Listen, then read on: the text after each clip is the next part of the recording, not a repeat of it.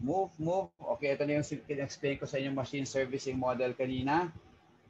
Ito yung mga formula. Pakilagay na lang sa ano ha, sa PowerPoint nyo kasi nawala sa slide na to yung PN. So actually itong formula sa taas PN yan. This one. This is PN. Okay? So here we solve problem number 7. Anyway, we're talking about machine repair to, no? Kaya meron kang mga repairman at meron kang mga expected number of idle repairman, no? So you have the formula there anyway.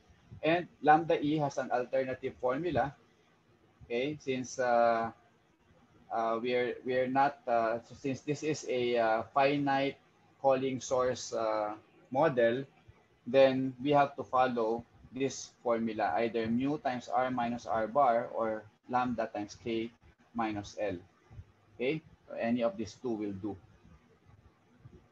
Okay, read the problem. I just go to restroom for a while. Read the problem.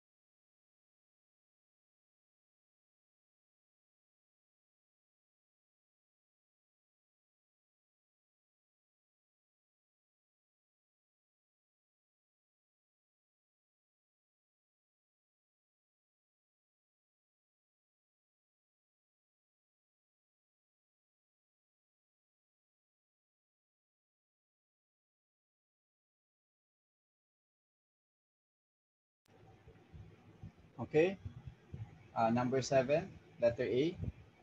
Write down muna natin yung given. 2 repairmen are attending 5 machines in a workshop. Okay, each machine breaks down according to a Poisson distribution with a mean of 3 per hour. Okay, so as I mentioned kanina, then the repair time per machine is exponential. So for a machine servicing model, let's say hindi nakasulat ito, no? Tapos yan lang yung problem na binigay sa inyo. Kailangan ma-recognize nyo na machine servicing model siya. Okay? So sa machine servicing model, ang characteristic lang niyan is that yung arrivals mo are broken machines internally that need to be repaired. Okay, so if you read through this problem, you will see a lot of phrases that suggest that there is an internal system where you have to repair machines that are broken. Okay, unang-una, there are 2 repairmen. Okay, so let me just write down that R is equal to 2. Okay, or pwede mong sabihin na kung hindi mo pa agad alam, di ba? Pwede mong sabihin C is equal to 2, dalawang servers ka. Okay? Pero as you read through, two repairmen are attending 5 machines. Nakalagay na dito in a workshop. Nakalagay na dito na itong dalawang repairmen na to, ang binabantayan lang talaga nila yung 5 machines na nasa loob ng workshop nila. Okay? And the next phrase tells you each machine. Itong each machine na to refers to the 5 machines in the workshop, obviously. Diba? So each machine breaks down according to a Poisson distribution with a mean of 3 per hour. So magulat ka kapag yung 3 na to, let's say sabihin niya 10 per hour. So imposible yon, di ba? Imposible na 5 lang yung machines mo tapos 10 yung nag-a-arrive per hour. Okay. So ang suggestion lang dito is that, ang sinasuggest lang nito is that yung mga machines, 5 lang yung binabantayan yung dalawang repairmen na yon. Tapos, sirain yung mga machines na yan. So, ang breakdown rate, which is the arrival of your job, di ba? Yung job mo kasi should be broken down machines. So, you have to repair the broken down machines. So, therefore, ang arrival rate mo dito is equal to 3 broken machines per hour. Okay? And the repair time per machine is exponentially distributed with a mean of 15 minutes. Repair time yan or service time. So that is your, again, your 1 over mu. That is your 15 minutes. So if you will solve for mu, just like what we did earlier, ulitin ko na lang ulit, 1 over 15 minutes times 60 per hour. So this will cancel. You will have 4 per hour. So ibig sabihin, yung repairman can actually handle 4 per hour. Okay? Each repairman can handle 4 per hour. Tapos ang arrival mo, 3 per hour lang. Okay? So far, yan ang given. If you mistook this for C equals 2, okay, anong pwede mangyari? Pwede mangyari is gagawin mo M, itong system na to, itong model, gagawin mong MM2. Okay, dalawang repairman. Tapos, GD, makinig kayo GD, ilalagay nyo rito, possible lang, no? Ilagay nyo rito infinity, infinity. Okay? Pero dapat ma-recognize nyo na by putting infinity here, it tells you that there are infinite possible number of broken down machines that will come into your system for repair.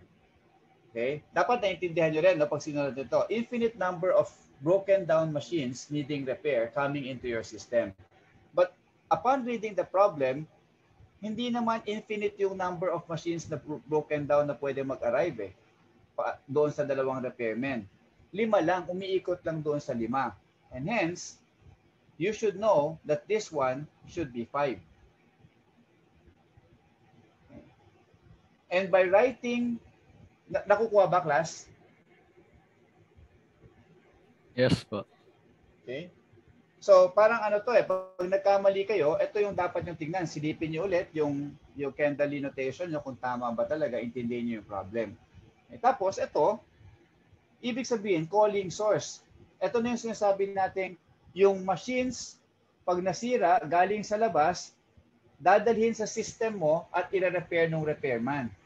Okay? So, that is the case where you will have to entertain external machines. Pero from this problem, internal lang ito Yung workshop mo, ang trabaho lang ng workshop mo is i-repair kung may masira doon sa 5 machines na hawak mo or binabantayan mo. Kaya, ang calling source mo ng work na papasok na mag-a-arrive sa system mo is just from that workshop.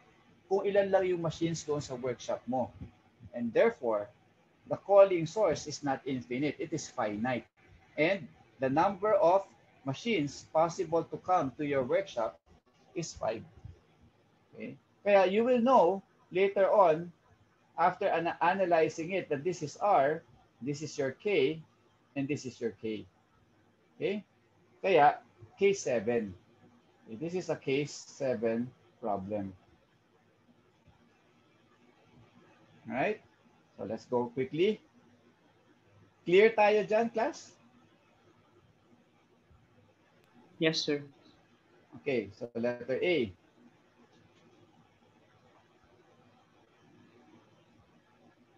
Anong hinahanap? Find the probability that the two repairmen are idle. Find the probability that the two repairmen are idle. So anong P ang hinahanap niyan?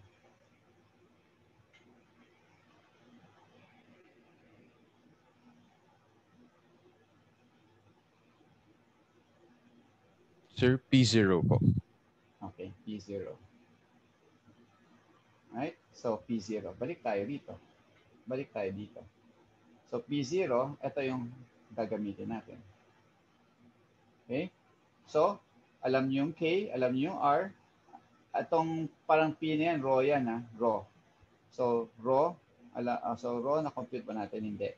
Ito. Compute na natin. Tanggalin ko na to. Rho is equal to lambda 3 over mu.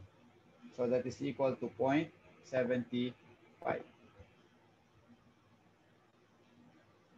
Okay? So if we look at the formula, everything is known. Take note again ng inverse ito. Okay? Inverse yan ha. So but when you substitute, it is to compute for P0, it is divided again into two parts. Okay?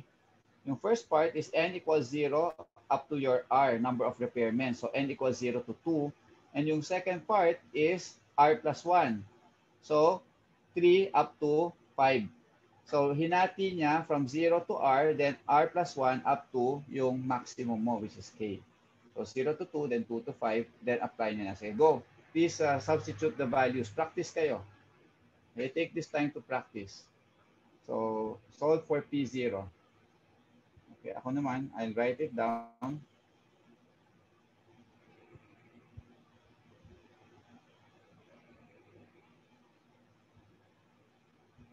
Yung 5 taken 0, that's from your end, that one, that's combination formula lang ha.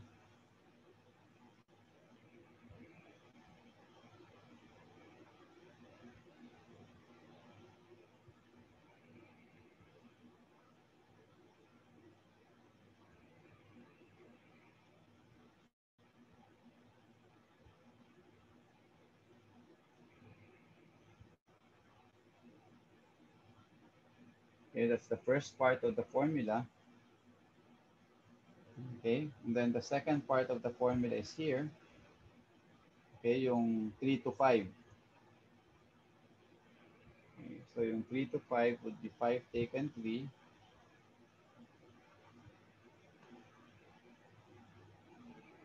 Tapos 3 factorial, 0.75 raised to 3 all over 2 factorial 2 raised to 3 minus 2. Okay, plus 5 taken 4. 4 factorial 0.75 raised to 4 all over 2 factorial times 2 raised to 4 minus 2. And last year 5 taken 5 factorial 0.75 raised to 5 divided by 2 factorial 2 raised to 5 minus 2.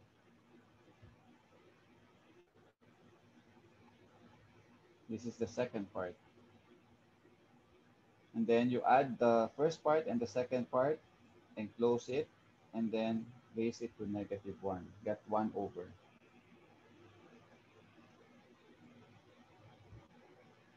So P0, if anyone is solving it,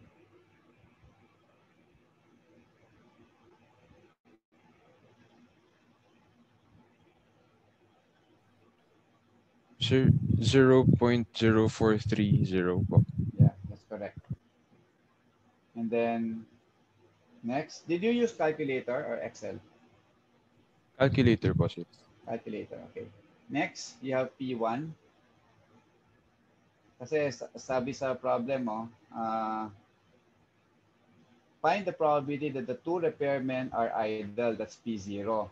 Next, find the probability that one repairman is idle. Since there are only two repairmen, okay, if one is idle, then you must have only one customer in the system. Tama ba?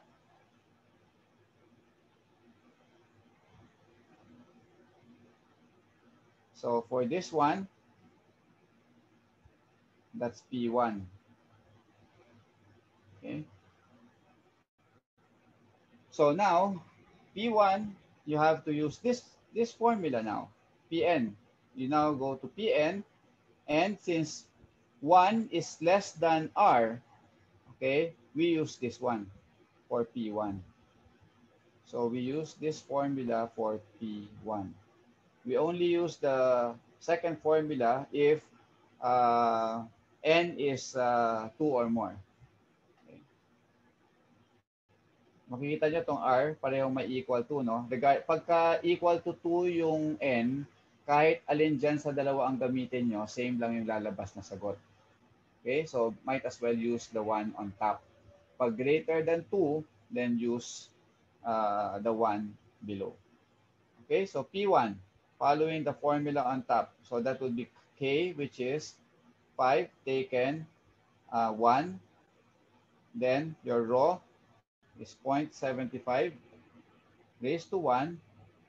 And then multiplied by P0, which is 0.0430. P1 will give you a value of 0.1613.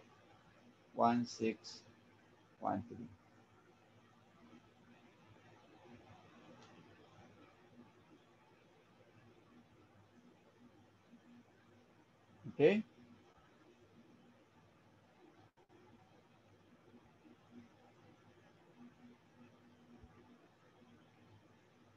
Next, letter B.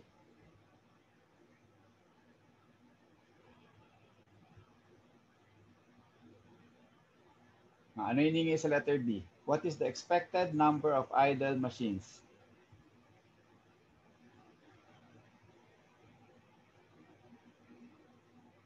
Not being repaired.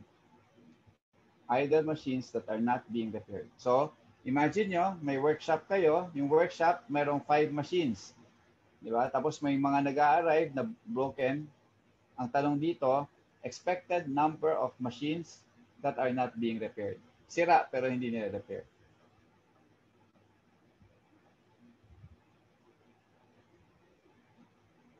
Ano hinahanap? LQ. Again? LQ. LQ. Okay. Number of machines, no? Average number of machines. Ang ibig sabihin ng idle pero not being repaired, sira siya. Okay? Kaya siya idle. Tapos, hindi siya na-repair. So, ibig sabihin, naghihintay siya para ma-repair. Okay? Kaya LQ yung hinahanap. Now, if you look at the formula for LQ, it's given to be the summation of n equals r plus 1 up to k. So, therefore, ang ginagawa mo dito is, inaalam mo kung ano yung average number of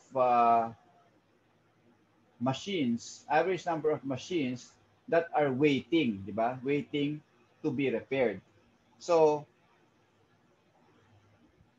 ang pwede lang naman na nagwe-wait, since mayroon kang dalawang repairmen, okay, ang pwede lang naman is for you to have n equals 3. Kasi if n is equal to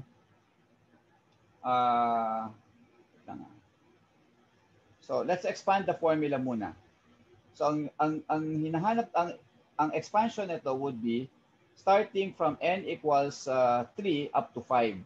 So therefore 3 minus 2, okay, times p n is 3. Okay? Take note, yung n natin starts with r plus 1. So r is 2 plus 1 is 3. And then you'll have n, which is 4. After n equals 3, you have 4 minus r, which is 2. times P4. And then we'll have 5 minus 2. Do you follow, class? So if I expand it, it will become 1 times P3 plus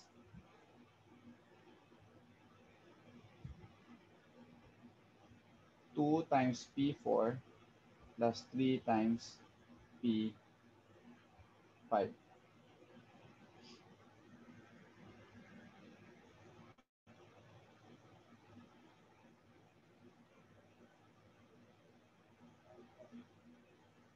So sinasabi lang na to, if you have 3 machines in the system, may isang naghihintay.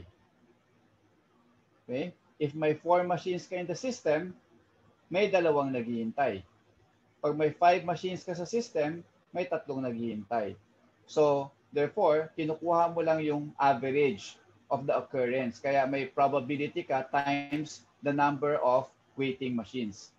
Okay? Machines waiting to be serviced. Do you follow? Do you get the formula for LQ?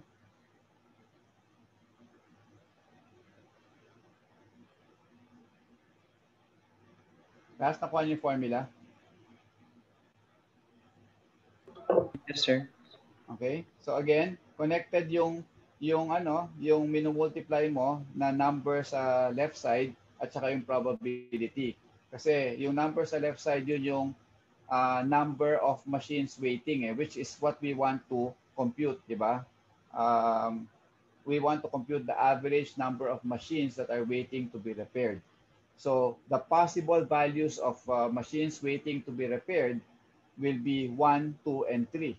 Okay, depending on how many machines are in the system at that moment.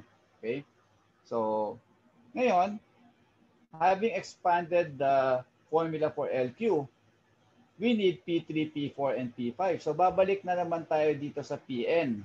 Okay, so since P3, P4, and P5 all fall under this range, mas malaki kasi sa R. R mo is 2 lang.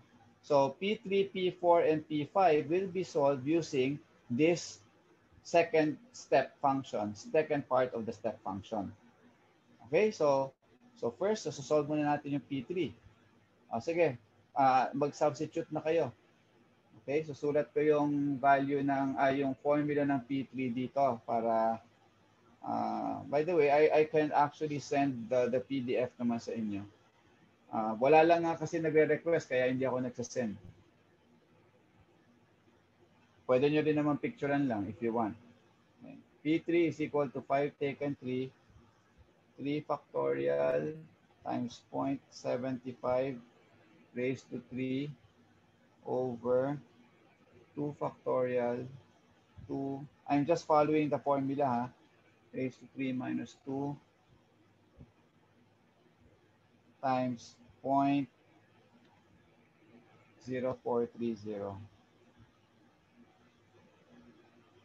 Okay, and that will give me, ano ka na ha, check nyo na lang kung tama yung values niya, 0.2721.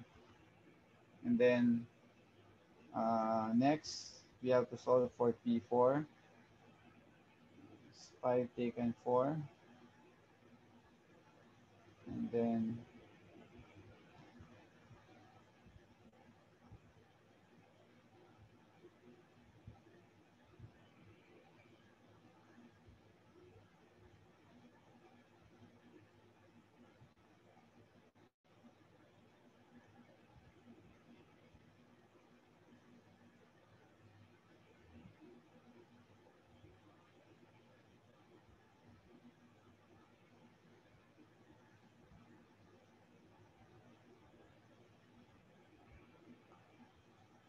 tell me if I have, if my values are correct.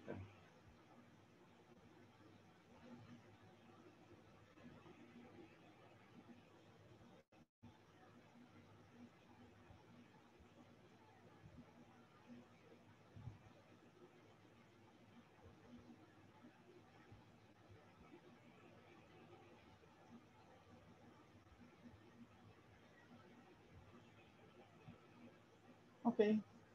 So P3, P4, P5, you got it there. So all you have to do now is plug it into the LQ formula. So you have 1 times 0.2721, 2 times 0.2041, plus 3 times 0.0765. Okay, so LQ is equal to 0.9098.